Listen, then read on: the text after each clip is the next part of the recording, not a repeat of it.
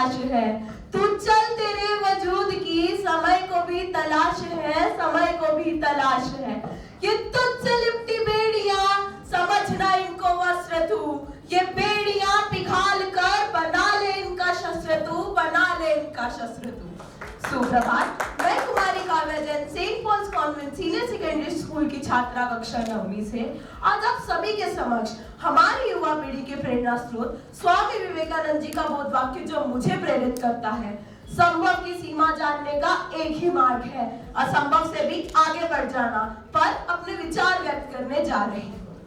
स्वामी विवेकानंद जी कौन है? स्वामी विवेकानंद जी वे न केवल देह न विचार, वे न किसी व्यवस्था का सीमित आकार, स्वामी जी हैं स्वर्णिम भारत की पहचान, हम युवाओं को मिलता इनके विचारों से ज्ञान। आज की युवा पीढ़ी एक अजय ऊर्जा है, वह वर्तमान का निर्णायक और भविष्य का निर्माता है। कई बार हम ऐसी विकट परिस्थितियों में फंस जाते हैं जहां हमें समझ नहीं आता कहां जाएं, किससे मदद लें, आगे बढ़े या पीछे हट जाएं, सफलता मिलेगी या असफल हो जाएंगे। ऐसे समय में जरूरी है हिम्मत रखना और खुद को कभी कमजोर ना समझना। हमारे जीवन में सफलता और असफलता का निर्णय प्राय हमारे मन की शक्ति और विश्वास से होता है। किसी ने सही कहा है, मन के जीते जीत है, मन के हारे हार, हार गया जो बिन लड़े उस पर है धिक्कार, उस पर है धिक्कार। जब मनुष्य परिस्थितियों के समक्ष घुटने टेक देता है तब होती है उसकी सबसे बड़ी हार।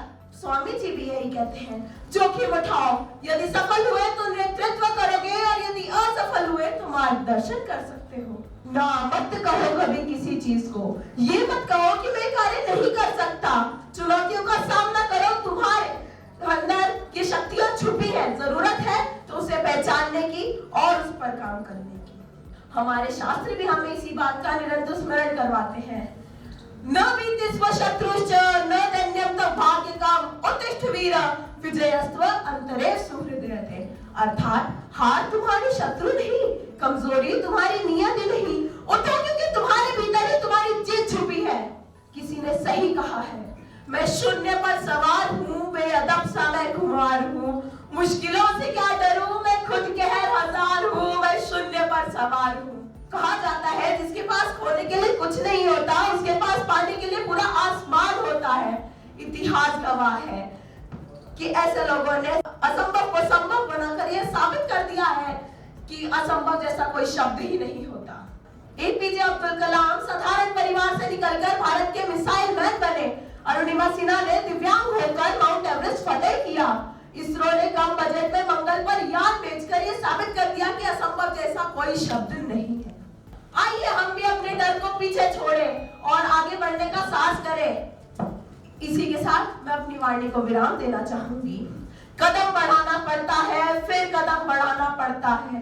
जब वक्त की चोटें हर सपने हर लेती हैं, जब राह की कीलें पग छलनी कर देती हैं, ऐसे में फिर गगन भेद हुंकार लगाना पड़ता है। भाग्य को भी मुट्ठी में अधिकार से लाना पड़ता है। कदम बढ़ाना पड़ता है, फिर कदम बढ़ाना पड़ता है। धन्यवाद। जय हिंद।